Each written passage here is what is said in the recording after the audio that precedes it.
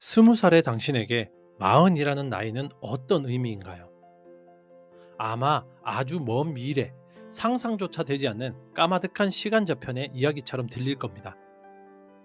저 역시 그랬으니까요. 영원할 것 같았던 젊음과 넘쳐 흐르던 시간 속에서 저는 미래를 위한 준비 따위는 다음으로 미뤄도 괜찮다고 세상 모든 것이 내 것인 양 오만하게 믿었습니다. 반갑습니다. 여러분의 꿈속에 들어가 함께 억지로 걷게 만드는 꿈을 걷는 자입니다. 오늘 저는 한때 방황했고 무의미하게 시간을 흘려보냈으며 마흔이라는 나이의 문턱에서야 비로소 지난 시간을 후회하며 길을 찾기 시작한 한 사람으로서 여러분 앞에 섰습니다. 제가 뼈아프게 깨달은 것들을 통해 빛나는 젊음을 가진 여러분이 저와 같은 실수를 반복하지 않기를 바라는 마음으로 미래를 준비하는 가장 현실적인 방법에 대해 함께 걸어가 보려 합니다. 첫 번째, 시간의 착각에서 벗어나 지식 복리에 투자하라. 젊음이 가진 가장 큰 자산이자 가장 위험한 함정은 바로 시간이 무한할 것이라는 착각이죠. 저는 제 20살에 30살은 언젠가라는 뜬구름 같은 핑계로 흘려보냈습니다. 나중에 정신 차리면 되지. 아직 시간은 많아라는 안일함 속에서 하루하루를 의미 없이 소비했습니다. 그렇게 닥치는 대로 살다 문득 정신을 차렸을 때 제 나이는 마흔이 되어 있었습니다. 그제야 깨달았죠. 나중은 영원히 오지 않으며 어제의 내가 오늘의 나를 만든다는 너무나 당연한 진실을요. 심리학에서는 역사 종말 착각이라는 개념이 있습니다. 하버드 대학교의 심리학자 데니얼 길버트 등의 연구에 따르면 사람들은 과거의 자신은 많이 변했다고 인정하면서도 현재의 자신은 미래에 크게 변하지 않을 것이라고 믿는 경향이 있다고 합니다. 젊을수록 이 착각은 더욱 강해집니다. 그래서 지금의 안일함이 미래에 어떤 끔찍한 결과를 가져올지 상상하지도 못하고 소중한 시간을 낭비하게 되는 것이죠. 이 시간의 착각에서 벗어나 젊음의 가치를 극대화하는 유일한 방법은 복리의 마법을 이해하고 그것을 지식과 경험에 적용하는 것입니다. 우리는 복리라고 하면 흔히 돈, 즉 투자에만 한정해서 생각하지만 진정한 복리의 힘은 비물질적인 영역에서는 더욱 강력하게 발휘됩니다. 투자의 귀재 워런 버핏은 자신의 성공 비결을 묻는 질문에 매일 500쪽씩 책을 읽으십시오. 지식은 그렇게 복리로 쌓입니다라고 답했죠. 오늘 읽은 10페이지의 지식은 내일 읽을 10페이지의 지식과 만나 새로운 아이디어를 낳고 그 아이디어는 모래의 경험과 결합하면서 남들이 따라할 수 없는 통찰력, 즉 지혜가 됩니다. 하루 1%의 성장은 1년이면 약 37배의 성장으로 이어진다는 사실을 우리는 기억해야 합니다. 저는 젊은 날 이 지식 복리의 개념을 완전히 무시했고 몰랐습니다. 책보다는 눈앞의 자극적인 쾌락을, 성장보다는 당장의 편안함을 쫓았죠. 그 결과 마흔이 된 저의 지식 괴자는 처참하게 비어 있었습니다. 여러분은 저와 같은 실수를 하지 마십시오. 알베르트 아인슈타인이 복리는 세계 8대 불가사이다.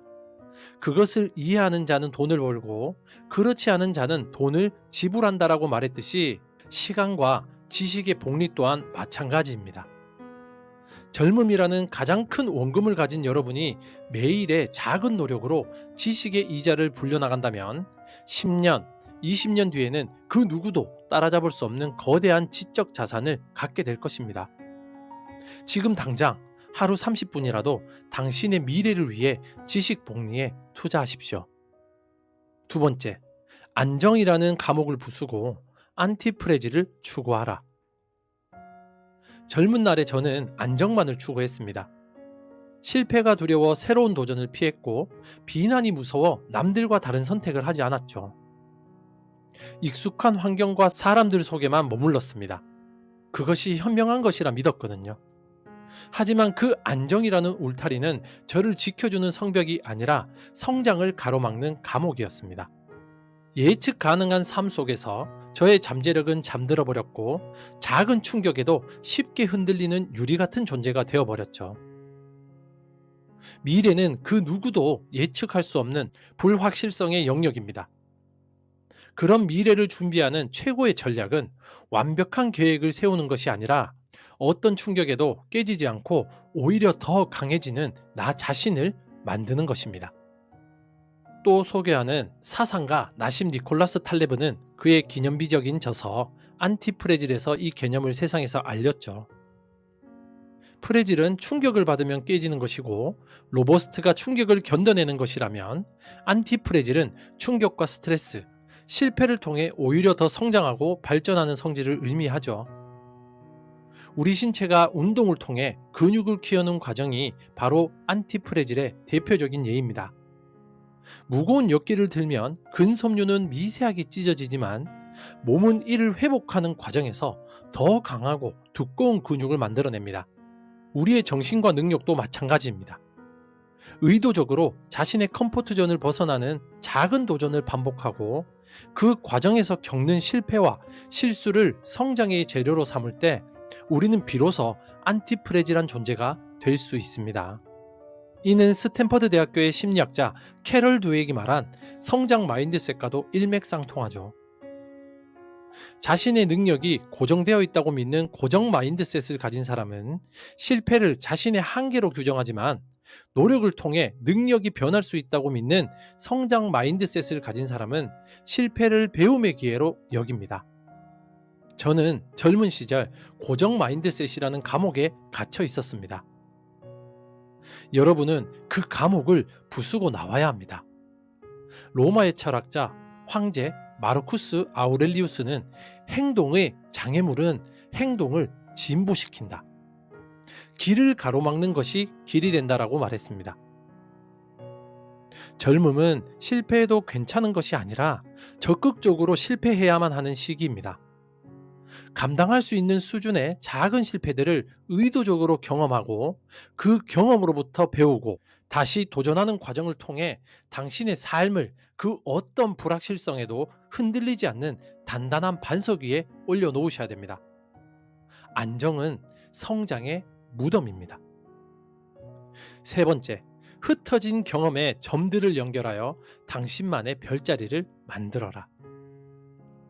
저는 20대와 30대를 닥치는 대로 살았습니다. 이 일에 잠시 손을 댔다가 저 공부 조금 끄적이다가 다른 사람의 말에 휩쓸려 새로운 분야에 뛰어들기를 반복했죠. 오히려 아무것도 하지 않았다는 말이 더 어울리겠네요. 그 모든 경험들은 하나의 방향성 없이 흩어진 점들처럼 무의미하게 느껴졌습니다. 나는 도대체 뭐 한 걸까? 이런 자괴감에 빠지기도 했죠.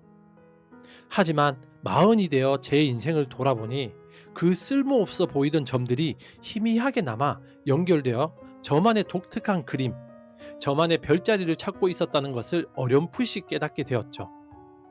문제는 제가 너무 늦게 그 점들을 의식적으로 연결하려 했다는 점입니다. 만약 젊었을 때부터 이 점있기의 중요성을 알았더라면 저는 훨씬 더 의미 있고 독창적인 삶의 궤적을 그릴 수 있었을 겁니다. 애플의 창업자 스티브 잡스는 그의 전설적인 2005년 스탠퍼드 대학교의 졸업 축사에서 이 점있기의 중요성을 역설했습니다.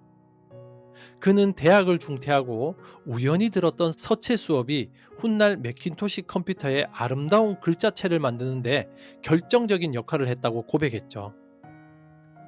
서체 수업을 들을 당시에는 그것이 미래에 어떻게 쓰일지 전혀 알 수 없었지만 과거를 돌이켜보니 그 점이 현재와 필연적으로 연결되어 있었다는 것이죠. 그는 이렇게 말했습니다. 미래를 내다보면 점들을 연결할 수는 없습니다. 오직 과거를 돌아봐야만 그것들을 연결할 수 있습니다. 그러므로 여러분은 현재의 점들이 미래에 어떻게든 연결될 것이라고 믿어야 합니다. 이 말은 젊은 여러분들에게 매우 중요한 통찰을 주죠. 미래가 불확실하다고 해서 하나의 길, 소위 말하는 안전한 길에만 모든 것을 거는 것은 매우 위험한 전략입니다. 만화 딜버트의 작가 스콧 애덤스는 이를 스킬 스택이라는 개념으로 설명하며 상위 1%의 능력을 갖기보다 상위 25%에 드는 여러 기술을 조합하여 자신을 독보적인 존재로 만들라고 조언했습니다. 여러분의 호기심을 따라가십시오.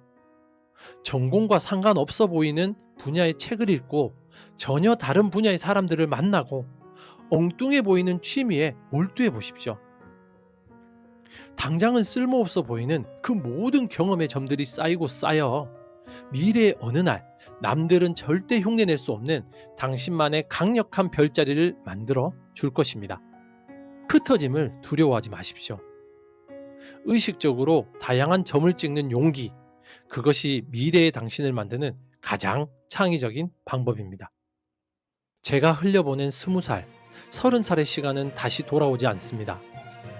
하지만 이 후회 섞인 고백이 시간을 선물처럼 가진 여러분에게는 하나의 이종표가 될 수 있기를 진심으로 바랍니다.